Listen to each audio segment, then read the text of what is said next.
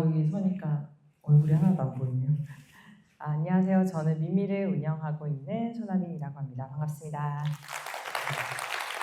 오늘 이렇게 비가 오고 날씨도 좀 우중충하고 근데 이렇게 먼 또 캠퍼스의 거의 끝이더라고요. 여기까지 오시느라 너무 고생 많으셨고요. 저는 오늘 17분간 이야기를 좀 하려고 하는데 저는 여기 경희대 여기가 국제 캠퍼스인가요? 여기를 20살 때 되게 자주 왔었어요. 여기를 거니면서 엄청 고민도 많이 하고 제가 이제 대학교 때 되게 초조하고 좀 조급했거든요. 그래서 항상 다른 사람이 더 잘 사는 것 같고 제 친구들은 더 좋은 학교에서 더 즐겁게 사는 것 같은데 나는 왜 이렇게 좀 별 볼 일이 없지 이런 생각을 하면서 여기를 좀 많이 왔었어요. 그래서 오늘 이렇게 딱 차 타고 들어오면서 한 바퀴 도는데 진짜 약간 마음이 울컥할 정도로 옛날 생각이 많이 났습니다. 근데 제가 그때는 생각을 해보니까 가장 시간도 많고 자유로운 나이인데 매번 어떤 걸 해야지 좀 다른 사람들한테 만족스러운 내가 될 수 있을까를 너무 많이 고민했던 시기였어요. 근데 이제 20년이 훌쩍 지난 지금은 다른 사람보다 확실히 덜 불안해하고 좀 어떤 이야기를 들어도 그건 그렇구나 나는 근데 이렇게 생각해라고 한 저만의 기준이나 저에 대한 신뢰도 매우 높아졌습니다. 어떻게 이렇게 됐을까 좀 이 강의를 준비하면서 생각을 해봤어요. 근데 나이가 든다고 저절로 그게 되는 건 아닌 것 같아요. 나이가 들면 저도 그냥 알아서 어른이 되는 줄 알았는데 그것은 아닌 것 같고 제 또래 제 친구들도 여전히 제 20살 때처럼 많이 방황하고 불안해하는 사람도 많습니다. 오늘은 제가 어떻게 조금 덜 불안하고 더 자신을 믿는 사람이 되었는지 저의 이야기를 조금 들려드리면서 시작을 해보겠습니다. 항상 사람이 이제 성장을 하거나 어떤 변화를 할 때 이런 이야기를 해요. 그건 좀 터닝 포인트였어. 이 얘기 많이 들어보셨을 거예요. 이 이미지가 딱 그건 것 같은데 터닝 포인트는 저한테 이런 것 같아요. 아주 기존에 내가 살았던 맥락, 익숙했던 세계에서 벗어날 수 있는 기회. 그거 아니었구나. 내가 믿었던 그거 아니었구나라고 생각하는 게 터닝 포인트인데요. 저는 그 터닝 포인트가 있었어요. 많았는데 다 얘기해드리기엔 시간이 좀 짧으니까 그 터닝 포인트의 가장 특징이 뭐였는지 가장 큰 터닝 포인트가 어떤 거였는지를 좀 설명을 드릴 때 이 얘기를 빼놓을 수 없을 것 같습니다. 바로 비움인데요. 이 비움이라는 거는 비우다, 뭐 어떤 것들을 어떻게 보면 좀 이제 걷어내다 뭐 이런 얘기잖아요. 근데 이 비움이 좀 들으셨을 때 약간 너무 추상적이기도 하고 이게 정확하게 어떻게 비운다는 거야 이런 생각이 드실 것 같아요. 좀 무거운 단어기도 하고요. 그래서 제가 저의 구체적인 사례를 좀 들어서 설명을 해보겠습니다. 저의 첫 번째 비움은 제가 진짜 원하던 것, 내가 너무너무 원한다고 생각했던 그런 회사에 들어갔었던 그 시기에 일어났습니다. 저는 이 IBM이라는 회사를 들어갔어요. 너무 들어가고 싶었던 회사예요.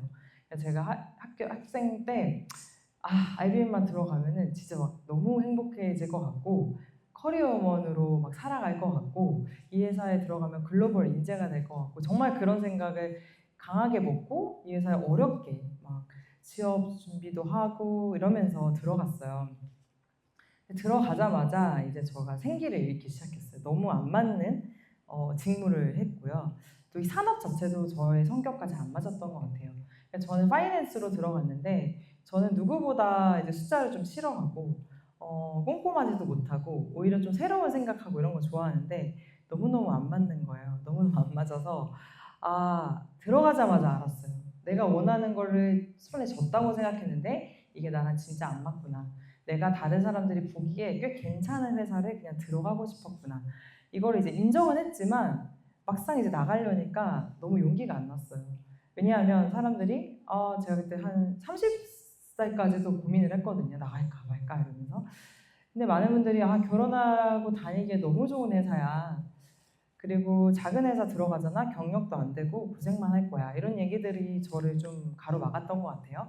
그리고 가장 또 컸던 얘기가 지금 시작하기엔 좀 늦었어. 저도 그런 생각이 좀 들었어요. 아니 여기서 3년이나 지냈는데 어디로 옮겨? 그래서 계속 부서를 옮겨 다니면서 이 회사에 있었습니다. 근데 마음이 너무 불편한 거예요. 이건 아닌 것 같다는 느낌은 들잖아요.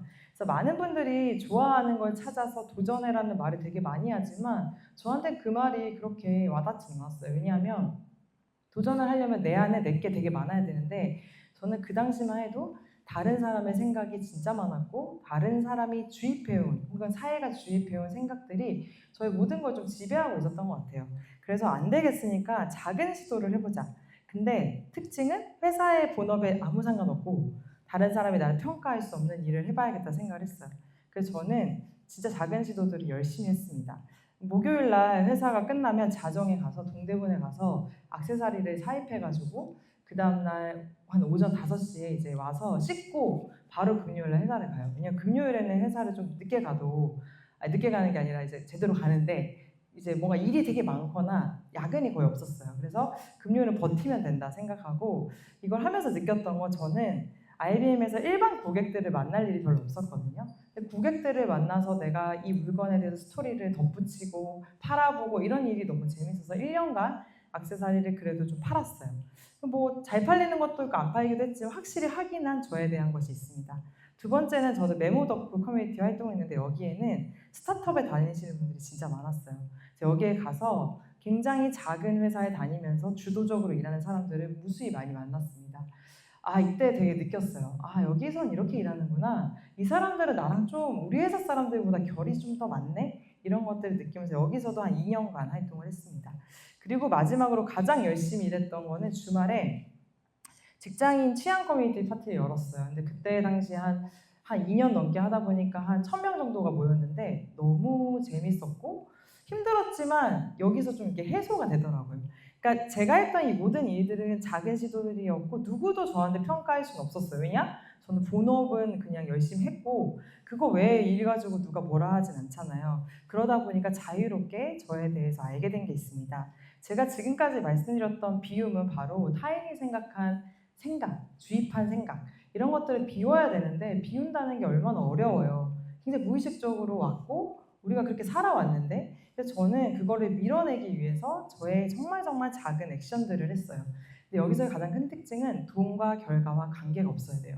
그러니까 성과를 바라기 시작하면 또 시도를 못합니다. 성과 아무래도 괜찮아. 난 그냥 할 거야. 이런 것들을 했고요. 무엇보다 내가 온전히 선택하고 결정하고 누가 해보라고 하는 거는 안 했어요. 내가 그냥 이거 해보고 싶은 것들을 결정하다 보니까 알게 된 저의 기준들이 있습니다. 제가 만약 회사만 계속 다녔더라면 아마 벗어나지 못했을 것 같아요. 근데 이 작은 시도들을 저는 회사부터 이제 지금까지 한 5년 동안 했던 거거든요. 그러니까 5년 동안 열심히 하고 나니까 저에 대해서 확실히 알게 됐습니다. 저는 스토리텔링을 꽤 잘하는 사람이었어요. 뭔가 하나를 하더라도 다른 사람들한테 이야기 되게 잘하고 요 얘기를 하면 저 사람이 좀 마음이 움직이겠구나 이런 생각을 되게 잘하는 사람이었어요. 난 스토리텔링을 잘해 라고 자신감을 얻었습니다. 두 번째는 저는 사람의 마음을 움직이는 일을 좋아해서 저는 무조건 사람이 뭔가 행동을 할 때는 이성적이라고 생각하지 않아요. 되게 감성적이고 감정적이라고 생각해서 나는 마음을 움직이는 일을 하고 싶다라는 것들에 대한 정의를 좀 세웠습니다. 세 번째는 전 사람과 사람을 연결하는 일을 무척 좋아하고 잘했던 것 같아요. 그래서 소개팅도 어릴 때 진짜 많이 시켜줬고 지금도 딱 보잖아요. 그러면 저 사람은 저 일이랑 잘해야겠다 싶어서 연결도 굉장히 많이 하고 있습니다. 이 세 가지를 하면서 알아냈죠.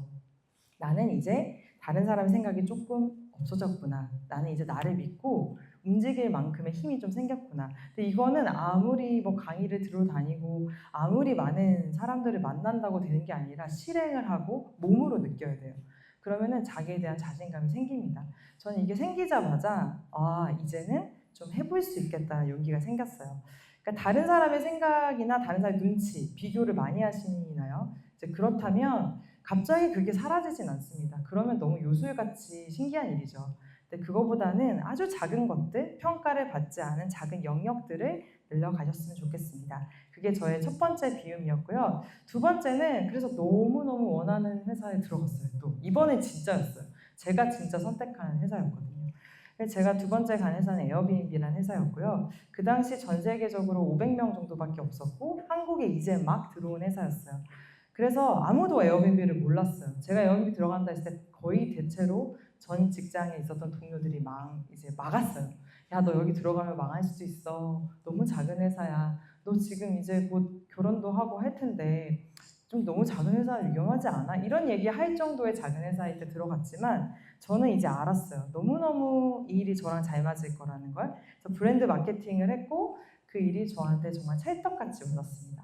무라일체가 돼서 6년을 일했어요. 어느 정도로 무라일체가 됐냐면 전 주말에도 에어비앤비 생각을 했고 그냥 지나가는 사람만 보면 저 사람 호스트 하면 잘하겠는데? 저 사람 에어비앤비 쓰나? 이런 정도로 너무너무 이 일을 사랑했는데 이제 6년이 좀 되니까 회사가 너무 많이 커지고 제가 선택하고 주도할 일의 영역이 줄어들기 시작했어요. 재미가 없더라고요. 좀 힘들기 시작했어요. 너무너무 힘들어서 번아웃이 걸렸습니다. 이제 번아웃은 어떤 거냐면 열심히 일한다고 번아웃이 오는 건 아니에요. 그냥 더 이상 통제하기 힘든 환경이 오니까 제가 그 좋아하는 여행도 싫고 사람도 싫고 아무 데도 안 나가고 집에 그냥 있는데 깨달은 게 하나 있습니다. 그 암흑의 시기에 혼자 있었는데 제가 저한테 뭘 해줘야 될지를 모르겠는 거예요. 그러니까 저를 돌본다라는 개념을 모르고 살았던 거예요. 약간 좀 소름 끼쳤어요. 아, 이렇게 내가 나를 몰랐구나. 그래서 저는 그때부터 혼자 있기 시작했는데요. 이전에도 혼자 영화 보는 거 좋아하고 혼자 밥 먹는 거 잘하던 사람인데 그거는 혼자 있는 거고요. 진짜 잘한다는 건 나와 시간을 보내는 거잖아요. 저는 그거를 못하던 사람이었습니다. 그래서 저는 두 번째 비움은 타인에 대한 인정 욕구를 버리기 시작했습니다. 알고 보니 저는 인정받는 거 너무 좋아했던 사람이었어요. 그래서 혼자만의 시간을 가지는데 어떻게 가져야 될지 모르겠더라고요. 그래서 리추얼이라는 것을 만났습니다. 일상에서 의식적으로 저를 돌보기 시작한 건데요. 이때부터 매일 아침에 일어나서 이불 정리하고 저한테 계속 질문을 하는 거예요. 오늘 기분 어때? 너 괜찮아? 이런 거 물어보고 감사일기 쓰고 막 감정일기 쓰고 이랬는데 진짜 신기하게 식물이 이렇게 딱 일어나듯이 시든 제가 생기를 찾기 시작했어요. 그래서 저는 민밀한 회사를 이 리추얼을 통해서 창업하게 됐고 창업을 했을 때 많은 사람들이 어떻게 창업을 해요? 너무 용기 있는 거 아니에요? 이랬는데 별로 그렇게 용기가 필요 없었어요. 왜냐? 20살에 저랑 딱 비교해봤을 때 저는 진짜 용감한 사람이 된 건데 그다지 용기가 필요 없었던 이유는 제가 다른 사람들의 생각, 다른 사람에 대한 인정 욕구를 버리고 돈과 결과와 성과와 상관없는 시간들을 많이 보내기 시작하면서 일어난 일입니다. 비운다라는 게 어려운 일이에요. 우리 배워보진 않았거든요. 그래서 오늘 3가지 비움을 말씀드리고 마무리하려고 합니다. 이건 저도 효과를 받고 민미를 하고 있는 많은 유저분들이 하고 있는 건데요. 첫 번째는 진짜 솔직한 감정을 일기장에서 비우세요.